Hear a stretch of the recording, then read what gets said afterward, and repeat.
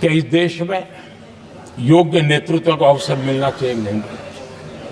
जिनके परिवार में कोई राजनीति में नहीं है, क्या उनके लिए दरवाजे बंद हो जाएंगे? क्या देश को, लोकतंत्र के स्पिरिट को परिवारवाद ने गहरा नुकसान किया है कि नहीं किया है? क्या परिवारवाद से भारत के लोकतंत्र की मुक्ति का अभियान चलाना ये संविधान के तहत हमारी जिम्मेवारी है कि नहीं है?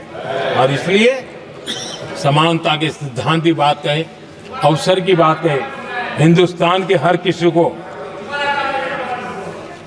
और जो परिवारवादी राजनीति है उनकी धुरी ही परिवार होता है, सब कुछ परिवार के लिए। देश के नौजवानों को आकर्षित करने के लिए, लोकतंत्र को मजबूत बनाने के लिए और देश के युवाओं को आगे आने के लिए हम सभी राजनीतिक दलों ने प्रयास करना चाहिए। सभी राजनीतिक दलों ने, जिनकी पार्श्वभूमि में राजनीतिक परिवार नहीं है, ऐसे फ्रेश ब्लड को लाने के लिए प्रयास करना, ये मैं मानता हूं कि देश की लोकतंत्र की, और इसीलिए मैंने लाल किले से कहा है कि मेरा एक विषय लेके मैं लगातार बोल रहा हूं, बोलता रहूंगा। 1 लाख ऐसे नौजवानों को देश की राजनीति में लाना है जिनका कोई परिवार का बैकग्राउंड राजनीतिक परिवार का नहीं है, और इसलिए देश को एक फ्रेश एयर की जरूरत है, देश को नई ऊर्जा की जरूरत है, देश को नए संकल्प और सपने लेकर के आने वाले युवकों की जरूरत है। और भारत के संविधान के जब 75 वर्ष मना रहे हैं तो हम दिशा में आगे बढ़े।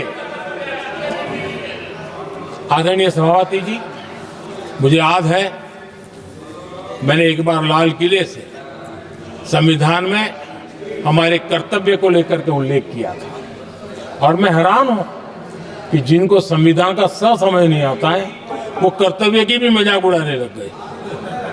मैंने ऐसा कोई इंसान देखा नहीं दुनिया में कि जिसको इसमें भी इतराज हो सकता है आने। लेकिन देश का दुर्भाग्य है, हमारे संविधान ने नागरिकों के अधिकार तय किए हैं, लेकिन संविधान को हमसे कर्तव्य की भी अपेक्षा है। और हमारी सभ्यता का सार है धर्म, ड्यूटी, कर्तव्य, ये हमारी सभ्यता का सार है।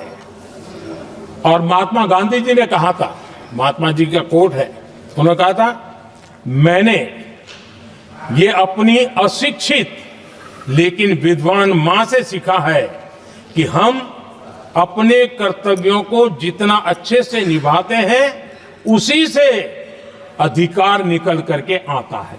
ये महात्मा जी ने कहा था। मैं महात्मा जी की बात को आगे बढ़ाता हूं और मैं कहना चाहूंगा, अगर हम अपने मौलिक कर्तव्यों का पालन करें तो कोई भी हमें विकसित भारत बनाने से नहीं रोक सकता।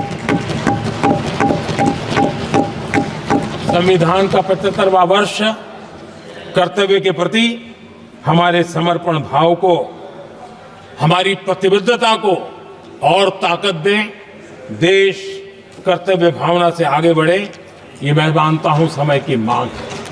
आदरणीय सभापति जी, भारत के भविष्य के लिए संविधान के स्पिरिट से प्रेरित होकर के मैं आज इस सदन के पवित्र मंच से 11 संकल्प सदन के सामने रखना चाहता हूं। पहला संकल्प है, चाहे नागरिक हो या सरकार हो, सभी अपने कर्तव्यों का पालन करें। दूसरा संकल्प है, हर क्षेत्र, हर समाज को विकास का लाभ मिले, सबका साथ, सबका विकास हो। तीसरा संकल्प है, भ्रष्टाचार के प्रति जीरो टॉलरेंस हो। भ्रष्टाचारी की सामाजिक स्वीकार्यता न हो। भ्रष्टाचारी की सामाजिक स्वीकार्यता न हो। चौथा संकल्प है, देश के कानून, देश के नियम, देश की परंपराओं के पालन में देश के नागरिकों को गर्व होना चाहिए, गर्व का भाव हो। पांचवा संकल्प, गुलामी की मानसिकता से मुक्ति हो, देश की विरासत पर गर्व हो। छठा संकल्प, देश की राजनीति को परिवारवाद से मुक्ति मिले। सातवां संकल्प, संविधान का सम्मान हो। राजनीतिक स्वार्थ के लिए संविधान को हथियार न बनाया जाए। आठवां संकल्प, संविधान की भावना के प्रति समर्पण रखते हुए जिनको आरक्षण मिल रहा है वो न छीना जाए और धर्म के आधार पर आरक्षण की हर कोशिश पर रोक लगे। नौवां संकल्प, विमेन लेड डेवलपमेंट में भारत दुनिया के लिए मिसाल बने। 10वां संकल्प, राज्य के विकास से राष्ट्र का विकास, ये हमारा विकास का मंत्र हो। 11वां संकल्प, एक भारत श्रेष्ठ भारत का ध्येय सर्वोपरि हो। आदरणीय सभापति जी, इसी संकल्प के साथ हम सब मिलकर के अगर हम आगे बढ़ते हैं तो संविधान की जो निहित भावना है, वी द पीपल, सबका प्रयास, हम इसी मंत्र को लेकर के आगे चले और विकसित भारत का सपना इस सदन में बैठे हुए सबका तो होना ही चाहिए। 140 करोड़ देशवासियों का सपना जब बन जाता है और संकल्प लेकर के जब देश चल पड़ता है तो इच्छित परिणाम लेकर के रहता है। मेरा 140 करोड़ देशवासियों के प्रति मेरी अपार श्रद्धा रही है।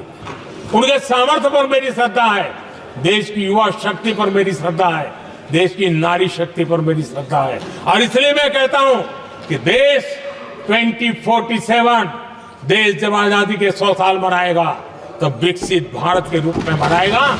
इस संकल्प के साथ आगे बढ़े। मैं फिर एक बार इस महान पवित्र कार्य को आगे बढ़ाने के लिए सबको शुभकामनाएं देता हूं।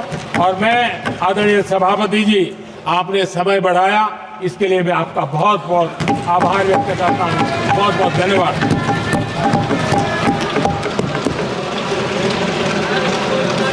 सभा की कार्रवाई सोमवार दिनांक 16 दिसंबर 2024 प्राप्त 11 बजे तक के लिए स्थगित की जाती है।